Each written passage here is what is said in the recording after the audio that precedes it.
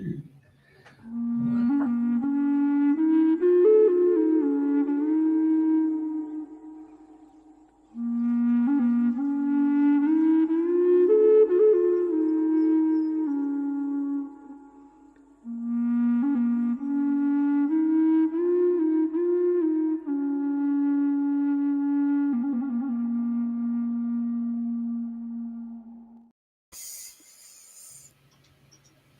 Hello folks, welcome to Radio FM 88 Australia. We're broadcasting through YouTube, Radio FM 88 Australia, Andrena Forrest. We're also going on to X as Radio FM 88 Aussie. Also on Facebook channels as Radio FM 88 Australia or Dreaming the New Dream. Now without further ado, interesting, it's going to be a fantastic talk tonight. It's nothing better than having someone who's gone through it all and shares it. So without further ado, I'm going to my co-host and partner, Andrena. Thank you, Jeffrey. Good day, welcome wherever you are in the world on the eve of the Lionsgate portal, which is tomorrow. And today it's my great pleasure to have Andy and Reena on the show today. And I met Andy a long time ago in Glastonbury, many past lives now. So it's really lovely to have you both on the show today. So welcome. Thank you so much for having me. Thank you. Delighted to be here. Well, yesterday I received your beautiful book, Between Lives. I've only read a little bit, but I've really enjoyed what I've been reading. And I know you, Reena, you had a near-death experience in 2020, and that was on a path that led you to explore more, especially near-death experiences. And I know we had Christina on the show. Oh no, we've had two people that have shared their past life experiences and near-death experiences. So it's a fascinating subject. So do you want to give a brief intro, starting with Andy and then yourself, to how it's all come about? Because I know it's a huge subject, but if we just do like a little nutshell at the beginning so that we can really get into your sharing of your new book. Well, I used to work in the computer industry in corporate, and so I was pretty much all in the brain and very little intuition. And one of the things that really started to wake me up was seeing a clairvoyant, and the clairvoyant said to me, "You didn't like playing rugby, did you, when you were younger?" And when I was at school, I was always picked for the first team to play rugby. And in the UK, in the middle of winter, it's not particularly pleasant and the ground's frozen. So you used to always sort of say in my mind, "I hope they don't pick me. I hope they don't pick me." Of course, I didn't tell anyone, not even my parents, because, being a young boy, you kind of like pretend, you really enjoy it. And I thought, how did she know this information? And I hadn't even been thinking about it for years and years. And then went on to say, well, the other piece of information is that you're going to be doing some work in the future with Cathars, and you'll have people lying down in front of you. I thought, Cathars? Who are they? And I later discovered this was an early branch of Christianity who believed in reincarnation. And of course, as a past life regression therapist, I'm working with past lives, so that's the connection there. And of course, they're laying down when I do my work. So it was like a message had come through to me and made me inquire, where did that come from? And what other things are there about my life that, I could find out about if I've just got an open mind? So I was born and raised in Malaysia, and I grew up a Hindu. So for me, past lives was a fact of life. The grass is green, sky is blue, past lives are real. And so when I went to university, I actually did my university in Australia, in Adelaide. I did. I majored in psychology, and when I graduated from psychology, I realized that I wasn't in the space to serve in that capacity. So then I did an MBA in Australia as well, and then I worked in Asia Pacific in the media industry doing public relations. And after about 10, 12 years, I got bored of doing public relations. And my mentor said, it's time. If you're bored doing public relations in the media industry, you're better off getting out of public relations altogether. So I then decided to go back to my, the psychology, the healing aspect of everything. And I was in Singapore at that time, and there was a gentleman called Andy Tomlinson who advertised his course where he married psychotherapeutic techniques with past lives. And I thought, oh my God, that's perfect. Perfect marriage, pun intended. Love it. And so, Andy Tomlinson is very shrewd. So he took my fees for the training, and then he decided to marry me. And that's how I got deeply involved with Andy's academy as well. And I was teaching Between Lives, and that's how I ended up in the UK. And then in 2020, as you mentioned, I had my near-death experience, which just expanded my mind and my knowledge all that more. Would you like to share that experience? And does it, because I know it's not that long ago, really, is it 5 years? Is it still really fresh in you, when you share what happened? Because obviously I've read the story. Is it still really fresh in your mind, or is it sort of more of a distant memory? Because I know some people say, I left my body and I could see this and this, and that might have been 20 years ago, and it's so still there in their consciousness. For me, because it happened in real time, and it was such a turning point, a major turning point in my life, that it's still very, very fresh in my mind, and it's something that I won't forget. Do you know what I mean? Because it had such a deep impact on me. So it all happened on the 27th of March, 2020. The date is so fresh in my mind because at that time it was my dad's birthday. I'm very, very close to my dad, which is why I've kept his first name is my surname. So I've kept his name. So it was Dad's birthday. And then I released another book called The Magdalene Lineage. And but I was in bed. And I thought I was in bed because I had burnout.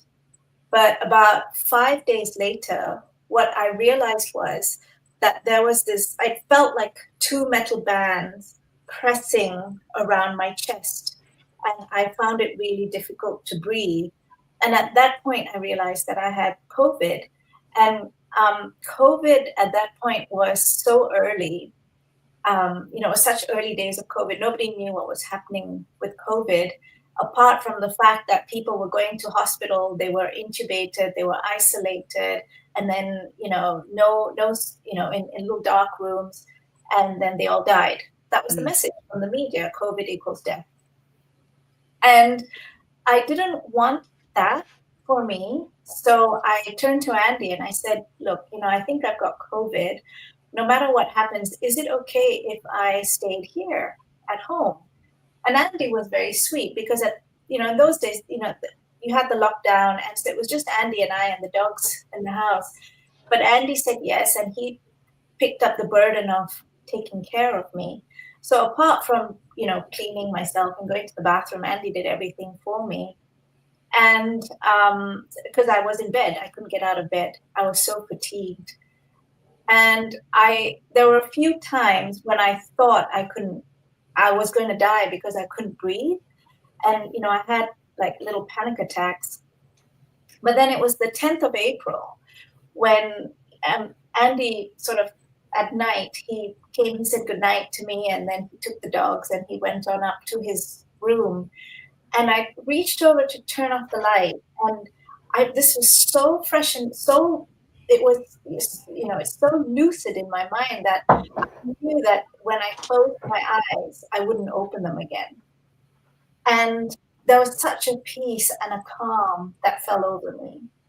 So it was almost like with that knowing of dying, there was peace, because another part of me took over almost. So my eyes closed, but then there was still that little observer self that popped up. And immediately, I think anyway, because timelines just didn't make sense at this point, there were 5 beings, light beings, standing at the foot of my bed, and they looked like Bunsen burner flames, that color Bunsen burner flames, and they basically went through. They said, "It's your time now. You have to come with us." And they did a quick review of my current life, especially my childhood, because that's where my biggest woundings were. They did a bit of healing. And suddenly I was pulled out of my body, and I was going into this space of expansion. And as I was pulled, it felt like I was caught in an ocean riptide. I had no control over it. And as I was being pulled, like all these worries and concerns, at that time, like, I have to do the promo for the books, and, my website needs to be ready, but I'm sick, I can't do anything. Like all those worries were on me, but they all just dropped away. It was so interesting, because I felt like, things was that important in life, but it really wasn't important when you are going through this transition. And so I would call that, as those things fell away, I felt like this huge expansion of myself. And I felt a peace and a freedom that I had never felt before. And it was, for me, actually quite a beautiful experience. And the other thought that was going through my mind as this was happening was, oh my gosh, this big thing is happening to me and nobody knows. I can't tell anybody. I'm going through it alone. And I thought, oh, okay. And then the beings then showed me the earth, and they said to me, and the earth had a grid of smog, like smoky grid. And they said, oh, why do you humans suffocate yourselves?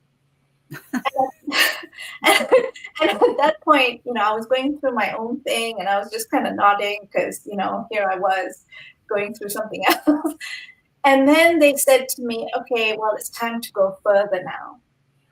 And I dropped everything, all my attachments, everything that was connected to me, I had dropped. But there was just this one aspect. And what I couldn't bear was for Andy to come down in the morning and see my lifeless body without having, because he would have been shocked. I didn't want him to feel any guilt, or whether it was his fault, because, like I said, COVID at that time, nobody knew what was happening. And so I said to the beings, I said, can I please have 10 minutes? I need to write Andy a note, because I wanted to tell him, look, this is what's happened. I love you. This is not your fault. It's just my time, sort of communicate what the beings had told me, and sort of, put the note there and then sort of head off. And the being said, no, you either come with us now or you go back. And so I thought about it really hard, because it was so tempting, because that sense of peace and freedom is unreal. It was something that I've never experienced before, and I still feel it. I can't put it in words. And but I just didn't want Andy to suffer or struggle, as it were. And so I chose to come back. Lucky you.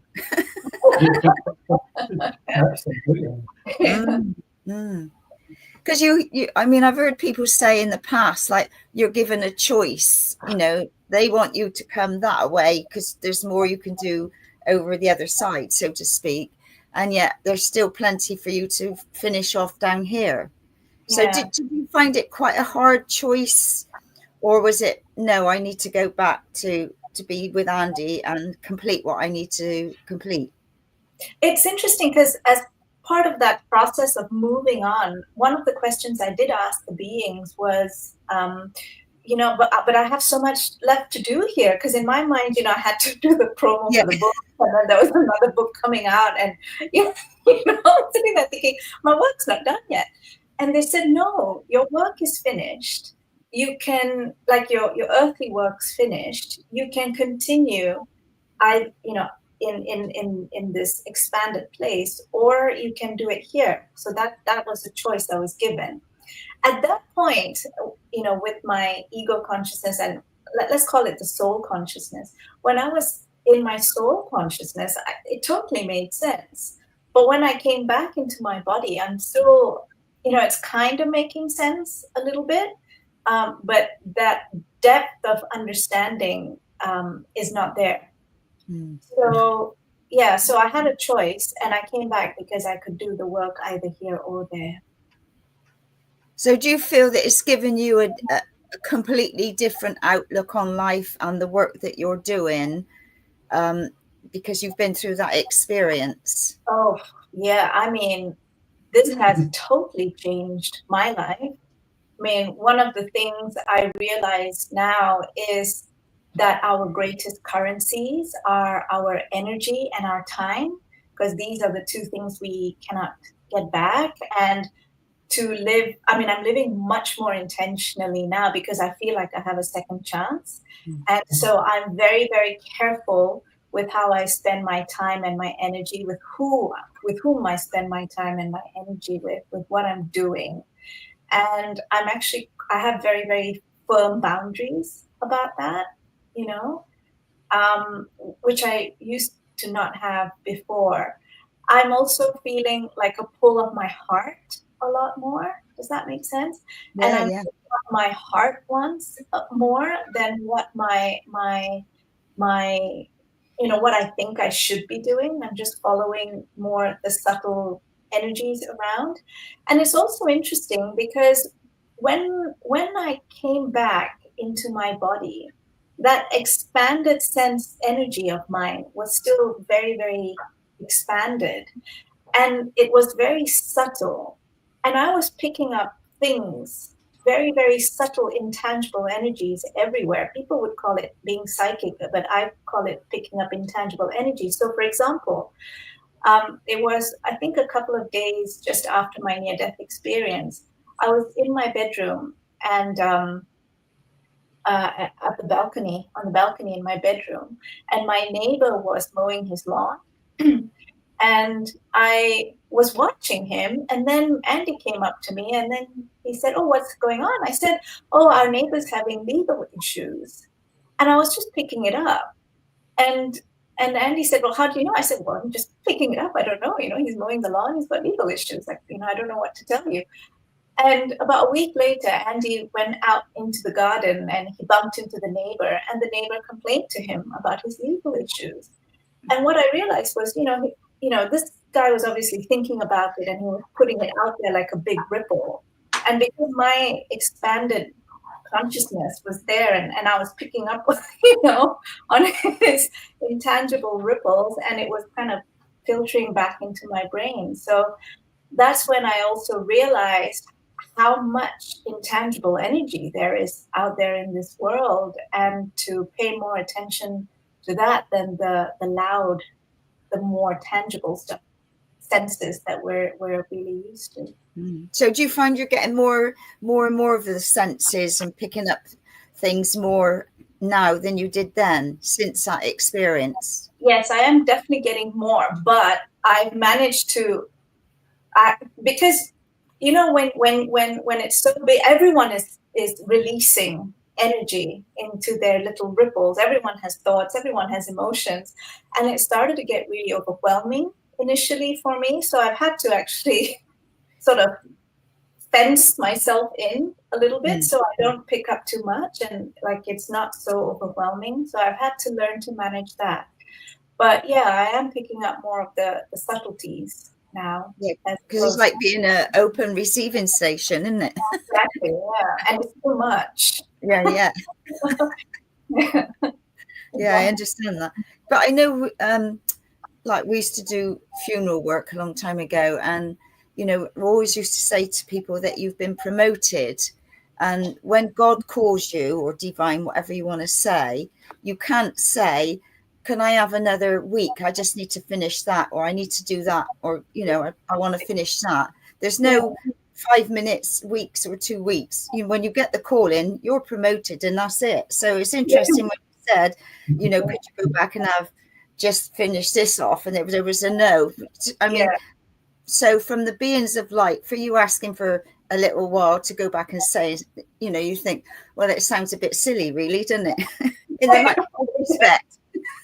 It does, because I think in that expanded sense, they don't really, it's not their issue, right? They don't care. No.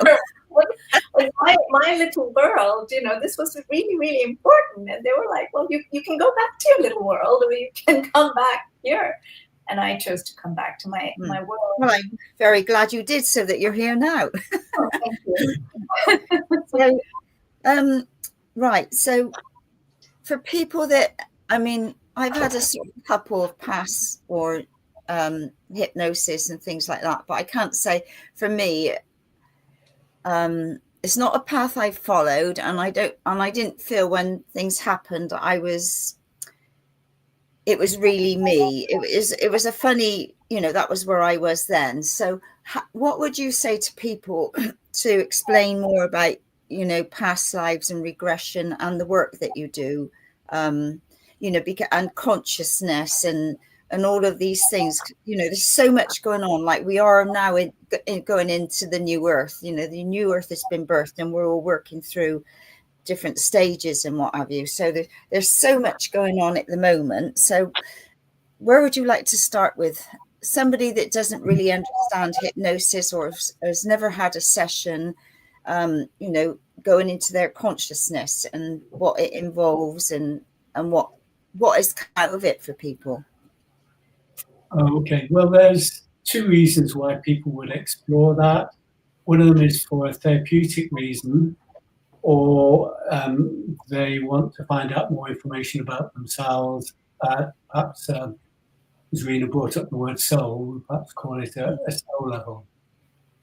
Just coming back onto the therapeutic side, the story I have was, after I'd finished all my training as a psychotherapist, I'd asked once during that 4 years of training, what do you do if someone wants to experience a past life? And this is going back quite a number of years ago, before past lives really became quite so popular as they are now. And I was told, just treat it as a metaphor. So that was the extent of my training. One of the very few first clients I had said to me, I keep having these thoughts about Venice. I wonder if I've had a past life about it. Could you do a past life regression? I thought, oh my goodness, how do I do that? So anyway, I managed to get her into a past life, and it turned out that she was in Venice, and she was a lady looking after prostitutes that used to service all of the sailors. And in that society, she was the lowest of the low. And when she came out of that session, it was quite unusual, because normally people remember everything about it. But because it was my first session, I think I'd taken her to too deep a level of trance, but I'd recorded it all. I said, look, just take away and listen to the recording. And she came back, and I met her about a week later, and she was a very elderly, prim lady. And she said, I don't know if I can talk to you. I said, oh, what's wrong? Thinking, perhaps I'd done something technically wrong with the recording. And she said, well, I got all my friends round to listen to this, and they all found out that I was the keeper of prostitutes. She said, I'm not happy about that at all. And it does raise one of the things about when people go into past lives is that it's often a complete surprise for them. And people aren't going back into being kings or queens or famous people. Often they are very common people, but there's some sort of issue. Perhaps it's an emotional issue, or perhaps some aspect of the past life which was incomplete. And the other aspect about past lives is that people do feel the emotions and the sensations. I had a colleague, well, he turned out to be a colleague, in Lawton, who's written several books about past lives, and he came to me initially and said, look, I've had one past life regression, but I'm not sure whether it was real or not, because there are quite a number of people who offer to do past lives that haven't really been professionally trained. He said, I really want to know, are past lives real? So I said, oh, well, we'll make the intent to go into one of your past lives, which will help you decide that. And he went into a past life where he was being tortured and his fingernails were being pulled out one by one. And I did dwell a little bit longer than I would do normally. I normally go through quite quickly events like that, simply because he said he wanted to be absolutely sure it was real. And when I brought him out of the session, he said, yeah, I could feel all the sensations, I could feel the emotions. He said, I'm totally convinced past lives are real now. So there's that aspect of past lives, but from a therapeutic point of view, the therapists aren't trying to prove or disprove past lives. They simply just allow whatever material it is to come up and to work with it for some sort of therapeutic purpose. I mean, for example, I had a client who was a lady who was in an abusive relationship where she felt powerless. And it turned out in her current life, her parents had abused her sexually and physically. So her whole life, or her whole current life, was all about being in relationships where she was powerless. And went into a past life where she was a Victorian girl from an orphanage, and eventually was rescued by a rich Victorian, and he started to abuse her. And she said, what can I do? Because in Victorian England, girls didn't have any money or property. She was with someone who was considered to be very respectable and well known. So she had to take all these beatings. And one of the ways of working therapeutically is to give clients an opportunity to express things or to do things differently, so they can start to find the power, if you like, that had been taken away from her. So through transformation techniques, she was able to push away and shout at the Victorian gentleman.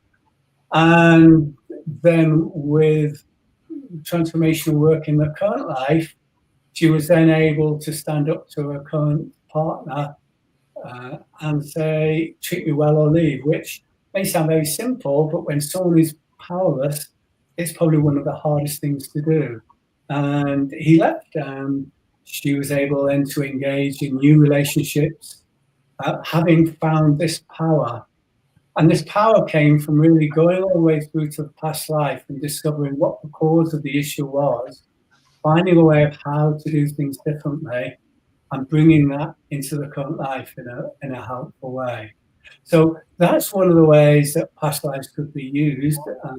Again, with her, she could feel the emotions and the physical sensations that were happening, not to an extreme level, but enough for her to know that it was real.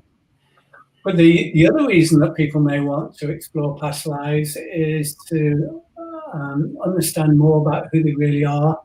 And this really goes beyond past lives, and it was some work pioneered by a lovely American called Michael Newton, who found that when people go into very deep hypnosis, once they go through a past life death, they start to explore what appear to be soul memories between lives. And he called this life between life regression, or and referred to it as between life regression. And this was one of the areas that we were really interested in, Reena and myself, because could it be very similar to the near-death experience? But just to give you an example of why people would want to do that, and I'll let Reena talk about that comparison. I had a client who came, she was a Canadian, and her husband had died 6 months earlier, and she was finding it very difficult coping with life. And she felt that if she kind of understood more about her soul purpose, it may help her in some way. So we took her into a past life, and in the past life, she was a lady, husband had gone to war, he died, and she'd given up on life. And after about 6 months, she died, which is like a form of suicide when people kind of completely give up on life. And once she'd gone through the death point and she let go of the body and had the experience of moving out of the body into this expanded consciousness, she was met by a spirit guide. Spirit guides are beings of light that are here to help and advise in the lives that we have. And the spirit guide kind of crossed its arms and said, this is the third time you've ended life with suicide. And because the spirits of light can show themselves either in physical or energy form, and for her it was shown in physical form. And then she met the husband from the past life, who turned out to be also her husband from a current life. And the two of them went off to plan the next life. And in the life, which is the one that she's in at the moment, she decided that she needed to be more independent, and her husband would die. But what he would get is he needed to learn patience. So she would help him when he was setting up businesses by just being patient so they'd be successful. And then when he died, she would then have the opportunity to be able to work through and get on with life without giving up. And of course, that inspired her when she came out of the session, and she was able to change her outlook completely about life and engage in life in a much more meaningful way. Amazing. Very good. Yeah. Do you find there's many, when you work with clients, do you find there's many that are carrying issues, excuse me, from a past life that they've brought into this life, and this is where you help clear that to free them up, really? Okay. Yeah, I mean, a lot of what happens is sometimes past lives can be complete.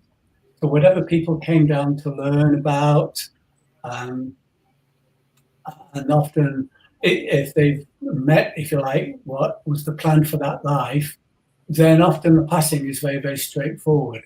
But sometimes when something is incomplete and they didn't achieve the life plan, like the lady who gave up on life, her life plan there was to be able to overcome the sadness of loss and engage in life, and she hadn't.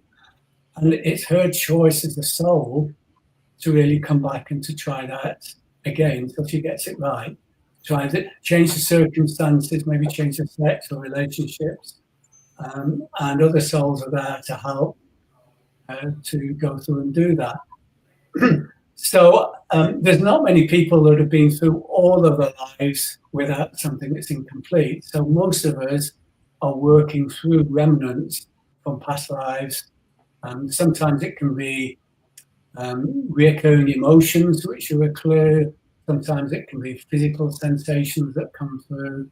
It's almost like the universe is bringing to our attention something that's not right. And if people go to the source of it and are able to transform it, the symptoms just change overnight because the soul has been able to get the learning that it needs.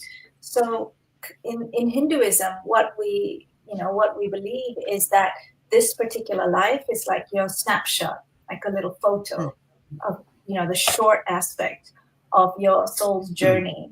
And so your past lives with the Between Lives experience is the movie. So sometimes, with some movies, you just need to have part 2 or it needs to continue on. So then it enters into this tiny little snapshot, which is this life. But the interesting thing that I sort of touched on before, that I'm going to let Reena pick up if that's okay, was the similarity between the expanded consciousness that people experience in these reports of Between Life Regression and near-death experience. And I think one of the reasons why this came about was because I taught Between Lives Regression. I trained therapists in Between Lives Spiritual Regression for the Academy. And when I went through my near-death experience, when I was explaining it to Andy, I thought, I wonder if these this like I went through very similar stages to the initial stages of the Between Lives, the beings of light coming in, there was the healing aspect of it, there was the review, and then the pulling out of the body. And I wondered if that was being filtered through my brain, which is a brain that's very tuned to Between Life stages, or whether it was a universal occurrence. So when we went out and we looked for books and stuff about this, we couldn't find any. So Andy and I decided to take the research on ourselves, because Andy's academy, we have the graduates case studies where they actually have to list out, the stages that their clients go through. And then we looked at pioneers in the near-death experience space. We looked at accounts, like hundreds of accounts that Dr. Pim van Lommel pulled together about near-death experience accounts. Dr. Bruce Grayson, he pulled them together. Dr. van Lommel is from the Netherlands. Dr. Grayson is from the US. And then we also used Dr. Peter Fenwick, who is from the UK.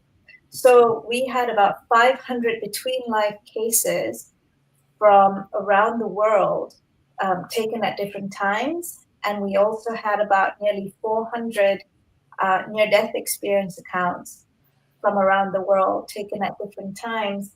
And we realized that actually these stages from all these accounts are very, very similar. They correlate.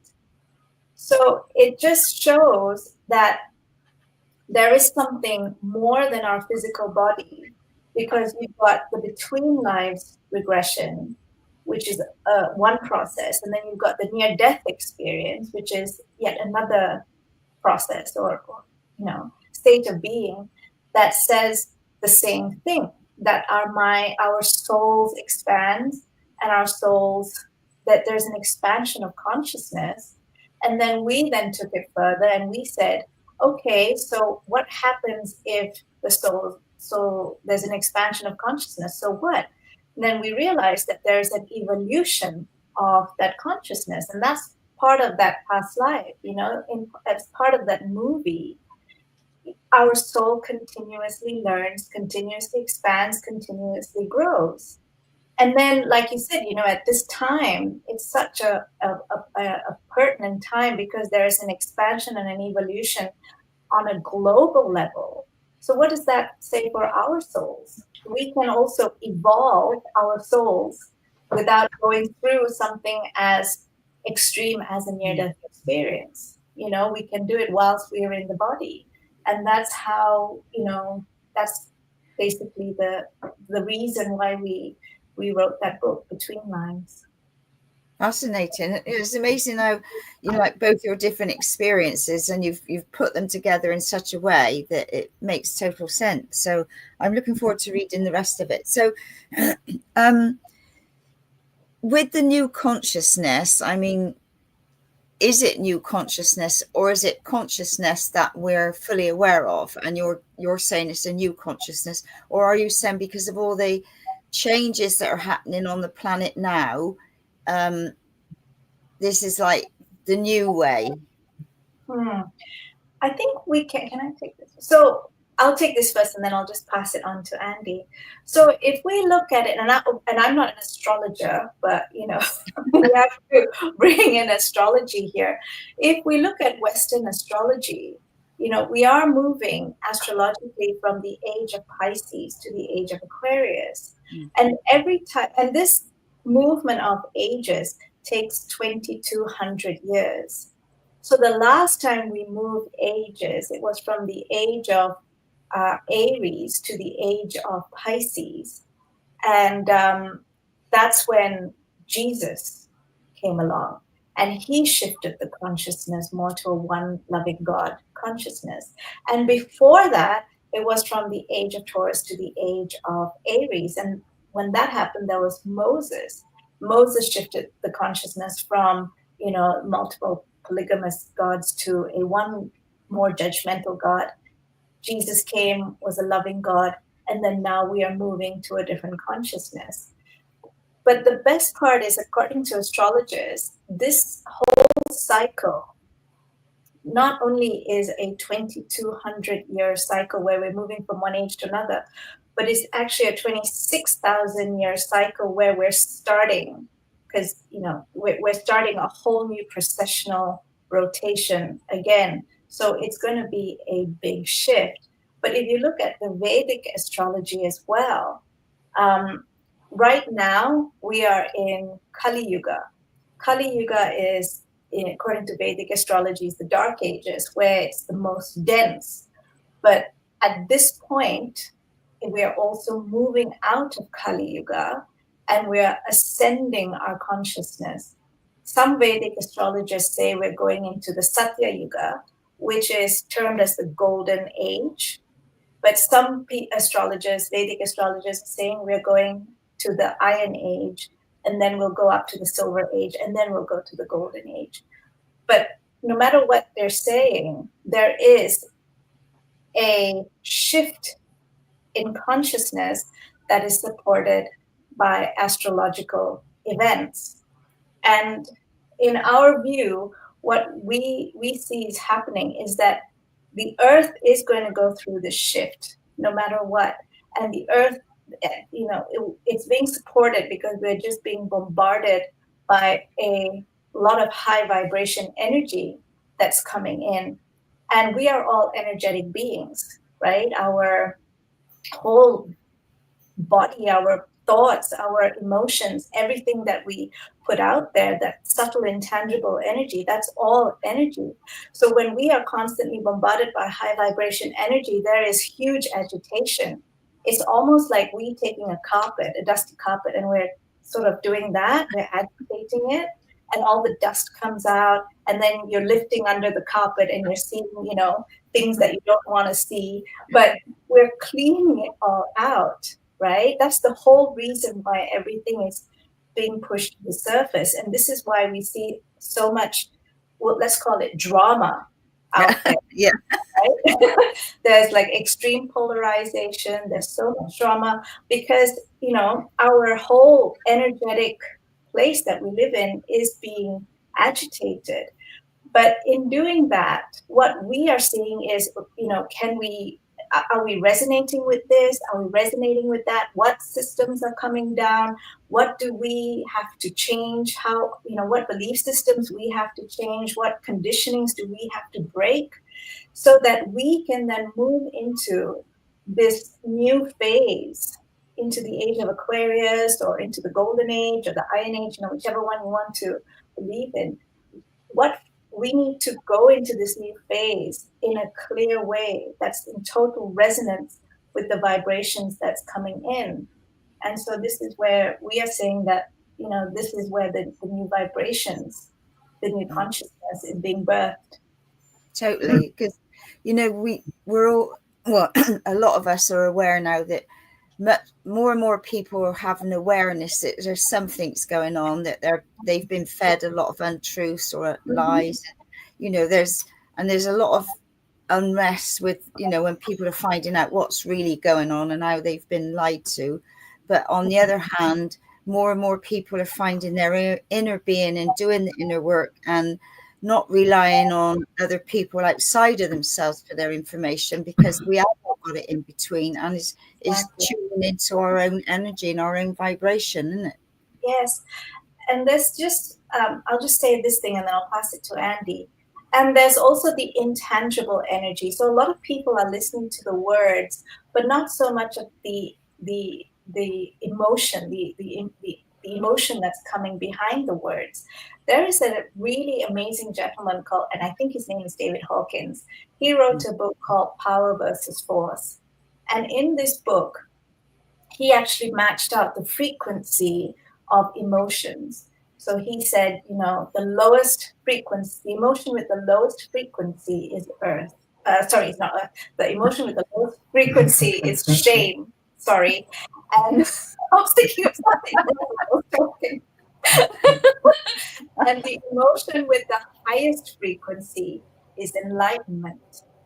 And so if you can hear what people are saying, but what emotion we are feeling based on what they're saying, that gives you an indication of the frequency level of the words. Does that make sense? So so if someone is saying something that's making you feel guilt, then you know that intention that's coming out, the intangible intention that's coming out, is to lower your frequency. Whereas if someone is saying something that's going to empower you, then those words, that intention, the intangible intention, is to raise your frequency. And so I'm using this method now to discern that and to sort of shift away and clear away anybody who makes me feel lower frequency emotions. And I'm tending to move towards words, media organizations, people who are helping me stay in a different frequency. It's a little bit like when Reena was telling the story when she was leaving the body, as she was letting go of things that weren't really important to her, the wrong sort of frequency, and she was able to expand her consciousness. And a lot of moving to the new consciousness is to be able to start to do that ourselves. I mean, perhaps a way of describing what's happening, I begin to a metaphor. It's almost like we're in the bottom of a valley with big industrial chimneys pumping out smoke, and we're coughing and spluttering, and we just know there's something about being in the bottom of this valley that's not right. And nearby there's a mountaintop where at the top of the mountain all the air is perfectly clear, you can see in the distance, and it's a peaceful setting. But somehow you have to navigate from this valley up to the top of the mountain. And if you could see where you're going, that'd be quite straightforward. But unfortunately, there's like a mist in between. So as people start to go into the mist, they're not too sure where to go. And some of them go around in circles, some of them ending up going back, and some of them slowly find a way forward.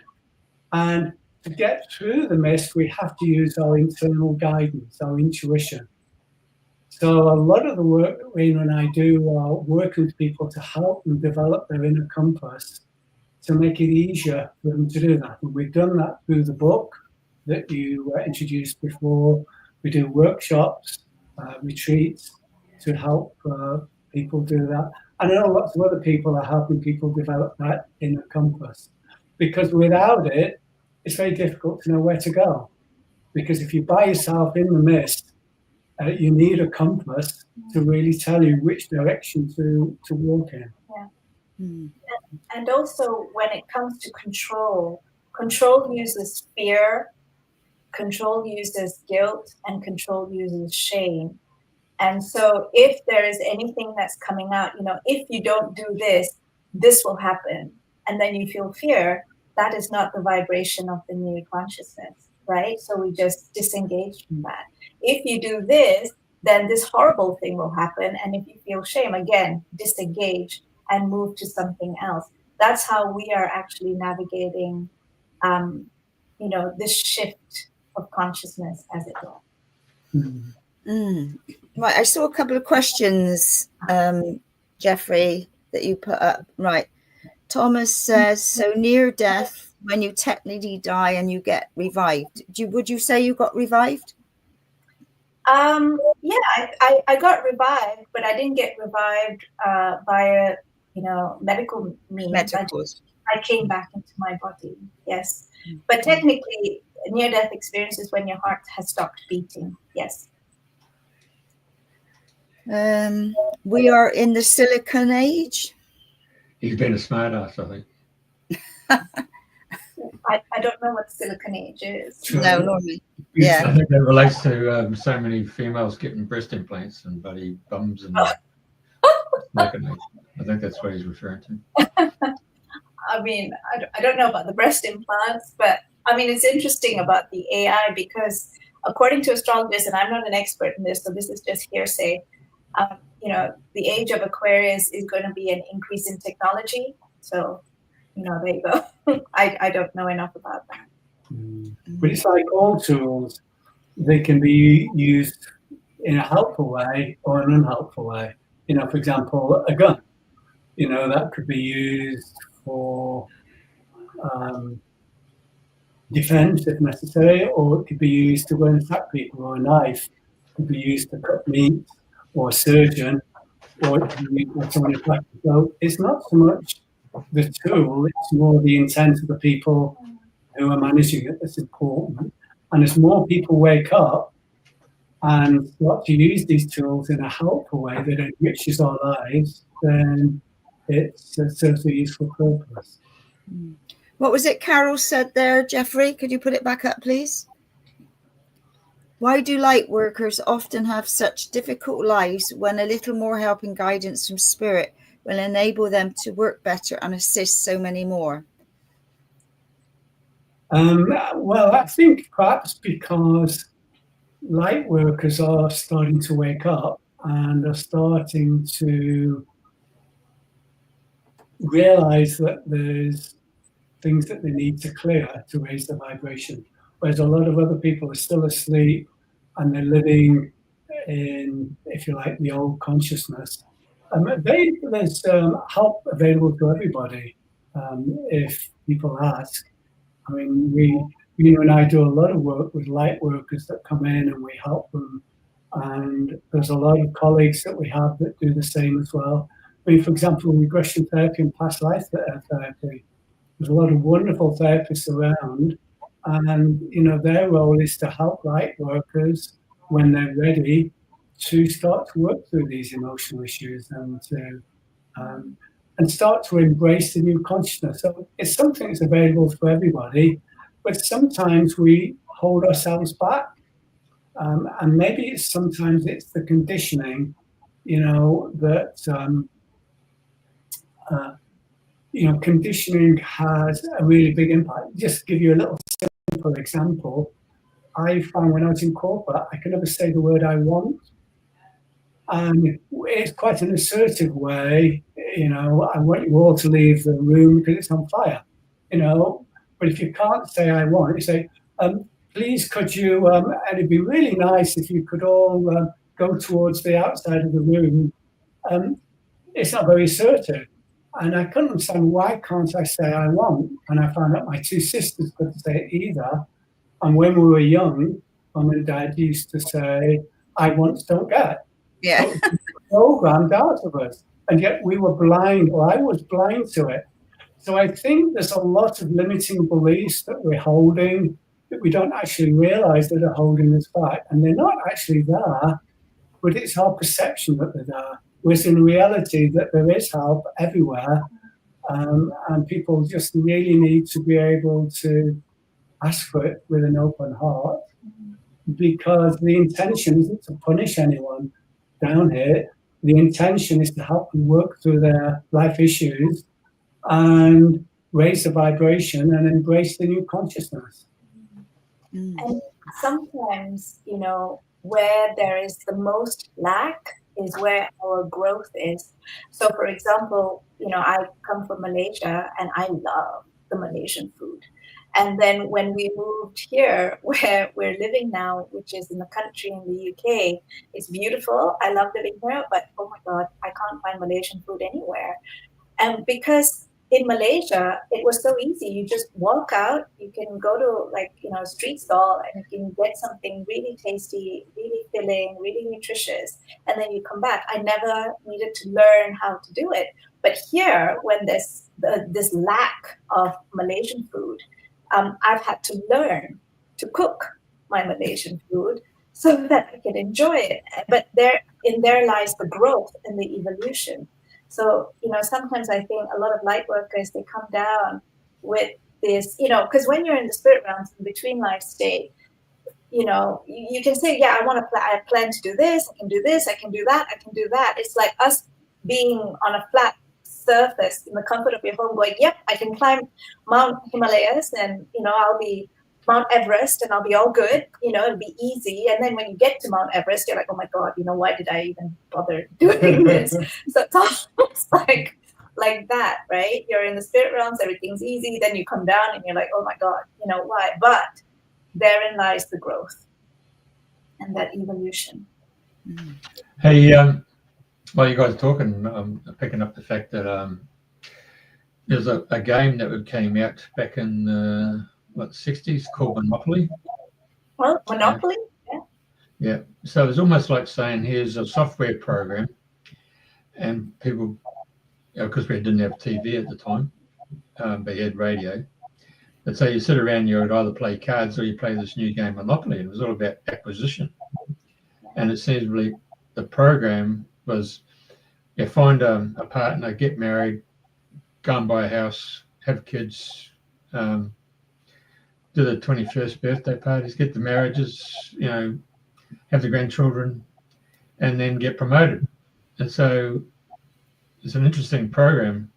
The thing is that, from what I can gather, the light workers have got to come in and somehow or another play that game of getting accommodation. The three basic requirements that the Jewish people follow is housing, clothing, and food. The three prime programs that humanity requires. So for a light worker to come in and then transmute that whole monopoly program of acquisition of property and paying rates and going past jail, you get $200, or Centrelink or whatever you want to call it, to get to a point where the real masters, they could manifest, whether it's food or whether it's drink, or they could teleport themselves. That's the real program that humanity seems to have lost, and it requires the awakening of light workers to break through. But they really need the early wave of people from the 50s, 60s, and 70s. I mean, the flower power people to sort of bring love and sort of transmute. It keeps coming with waves of people to actually rebuild on what's been put forward by the previous wave of light workers. So you just got to keep raising that vibration. That's my summation, listening to you guys. But the one that really came out of left field was, have you ever done any future lives? Future lives. Future. To find out what they've gone and transmuted. Yeah, I mean, there's a certain element of future with the between life regressions where part of the planning on what would be the current life is souls are normally given a choice, maybe 2 or 3, or even if there's just one life offered, they still have a choice whether to take it or not. There's free will that's involved with that. But it's just the possibility. It's like what the major parts, so for example, if someone wants to work with powerlessness, they may choose whether to have a strong physical body or a weak physical body. In other words, they're picking aspects of the life to fit the lessons they want to learn. But how that evolves is really up to them. Now, there are people who do future progressions, but it needs to be remembered that with a future progression, it's only a possibility, because every minute of every day we're changing, and that future life might be completely different. Yeah. And I personally found there isn't a need to go into future possibilities, that to go into the past to learn where things went wrong and to bring it into the present is enough to bring about a change. Some of my colleagues think that future lives may inspire people to go through the change. I have no evidence for that or not, but it just doesn't resonate with me to do that. But certainly any future life progression would certainly be just a possibility, not any form of reality. Otherwise, if it was a reality, we would be living the past, present, and the future at the same time. And that's a bit of a minefield to go down. while we're in the human body. It's much easier just to think about a timeline of things in the past for us to learn on, and the current is for us to have our free will to decide how to respond to life situations. So I can give a quick example of that. It's like we're all going through school because it's about growth and evolution of the soul. And, we may have a trajectory, after primary school, you go into secondary school, after secondary school, you go to university, we could have that trajectory. But then sometimes people drop out, sometimes people are held back, sometimes people skip a few classes or a few grades. So, and that's based on people's choices and free will. So that's why we say you may have a trajectory, but, nothing is set in stone until you actually go through those different classes or stages. What's been the most amazing experience you've had in a client, in a past life that sort of surprised everybody, really? Have you had anything like that? It's so interesting once you start exploring, you go into this line of work, you start exploring people's lives. Very few things actually surprise us because you see all types of, but I think one of the things that I am astounded by is how resilient a soul is, because we've seen tortures, we've seen the worst abuse, whether it's current life or past life abuse, and people are still standing up, they're still walking, they're still going through life, and they're getting through it, they're trying to learn their lessons. So for me, I think the most astounding thing is just how resilient and how strong a person is, like a soul is, even though their minds, their ego says, no, you're not, but their souls and, that spirit is so strong and so resilient. Okay, so we're coming up to the hour. So is there anything else, words of wisdom or anything that you'd like to share before we finish today? I'm looking at the wise master right here. Well, just a couple of tips to help you in your transition. The first is, and we mentioned this before, Reena has said how these new energies are bringing emotions to the surface. Things that haven't been resolved are going to feel worse and worse. So I would just simply say, if you do have emotional issues come to the surface, work through them, clear them. There's a lot of do-it-yourself books that are helpful. There's a lot of therapists that are helpful. There's a lot of help around. But if you're holding on to these old emotions, it's going to lower your vibration and it's going to become more and more uncomfortable. And the other tip is, and Reena touched on it before when she talked about the vibrations of information coming to you. We're in the world of information overload, and a lot of this information, unfortunately, is a very low vibration. There's a lot of fear in there, and it's coming from official channels, mainstream media, social media, and discriminate and cut it out as much as you can. I mean, some people have even gone on information detoxes for a month, and they've just stopped social media, stopped mainstream media, and they still find out what's happening in the world, but they don't have all that energy impounded in them. Or you may want to start switching off some sources and switch and look for other sources, and there are other sources of news that have got a different vibrational content with them. So be very careful, because our own personal issues can lower our vibration, or energies that are coming from other people can lower our vibration. So those are the two top tips from me. And I think for me, when I had my near-death experience, that sense of peace and freedom is something that is unreal and something that I will hold on forever. So I would say prioritize your peace, there will always be something out there trying to pull you into other agendas, you know. And if you can maintain your peace, then move, you know, go towards something that keeps your peace. But if something is going to make you feel worried, if something's going to make you feel anxious, if something is making you feel fatigued, you know, our quality of life is more important than any of that. Quality of life is it. So just maintain that peace, prioritize that peace. And I think that would be my take on all this.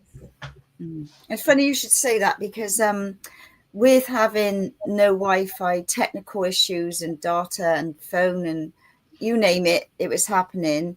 I spoke to Microsoft chat line for about an hour and a half on Wednesday. No, that was yesterday. No, Tuesday. And then they suggested I get onto Samsung.